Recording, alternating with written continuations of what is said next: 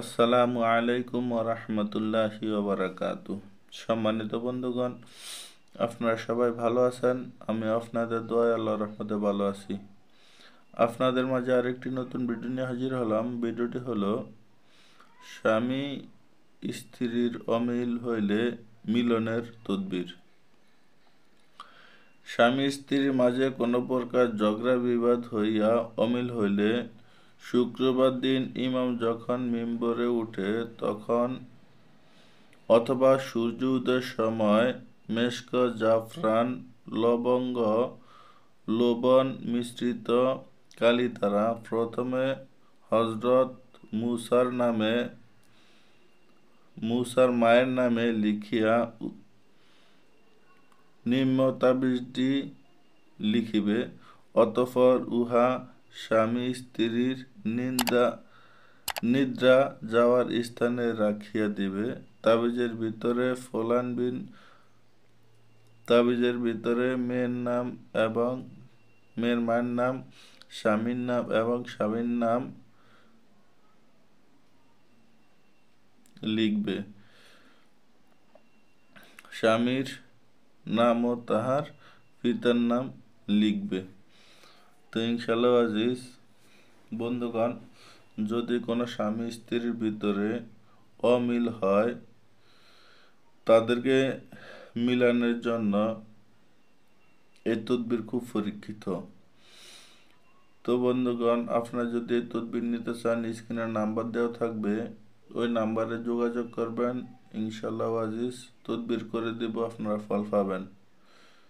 এরকম বহু লোক আছে স্বামী স্ত্রীর ভিতরে অমিল, স্বামী পরকীয়া করে স্ত্রীর সাথে ঝগড়া করে, অথবা স্ত্রী পরকীয়া করে স্বামীর সাথে ঝগড়া করে, সারাক্ষণ ঘরের ভিতরে ঝগড়াঝাটি লেগে থাকে। তাদের জন্য এই তদবিরটা। আর যদি আপনারা নিজেরা এই তদবির করেন, কিভাবে করবেন ওই নিয়ম বলে দিব। ওই নিয়ম অনুযায়ী আপনারা কাজ করবেন, আপনারা ফল পাবেন।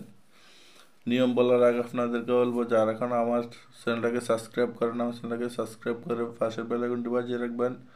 নতুন নতুন ভিডিও ছাড়ার সঙ্গে সঙ্গে আপনার কাছে পৌঁছে যায়, আপনি দেখতে পারেন।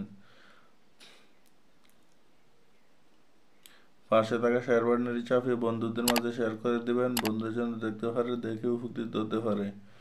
আর ভিডিওগুলোতে লাইক করে দিবেন। তো বন্ধুগণ, আজকে যে ভিডিওটি নিয়ে হাজির হলাম, ওই ভিডিও যে তদবিরটা আপনাদের সামনে নিয়ম বলবো, ওই নিয়মটা এখন বলে দিতেছি। আপনারা সর্বপ্রথম পাক পবিত্র হয়ে নামাজের উযু বানিয়ে নির্জন স্থানে বসে সর্বপ্রথম আপনাদেরকে জাফরান, গোলাপ জল, কুমকুম, লবঙ্গ এগুলাকে একসাথে মিশ্রিত করে একটা কালি বানিয়ে এরকম একটা কলম নিতে হবে।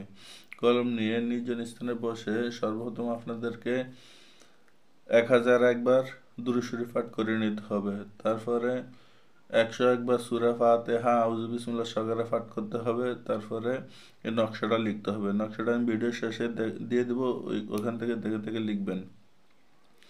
লেখা শেষ হলে তারপরে আবার আপনারা 41 বার সূরা ফাতিহা পাঠ করবেন, 11 বার দুরূদ শরীফ পাঠ করবেন। পাঠ করার পরে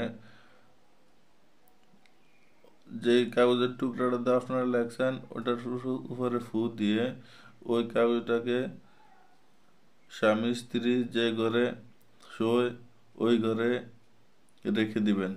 ইনশাআল্লাহ আজিজ একে অপরের ভিতরে মহব্বত এরকম বাড়বে, একজনে অপরজনকে ছাড়া থাকতে পারবে না ইনশাআল্লাহ। তো বন্ধুগণ, আপনারা যদি নিজেরা এই কাজ করেন, স্ক্রিনে নাম্বার দেওয়া থাকবে, ওই নাম্বারে যোগাযোগ করে অনুমতি নিয়ে নেবেন। অনুমতি নিয়ে কাজ শুরু করবেন, ফল পাবেন।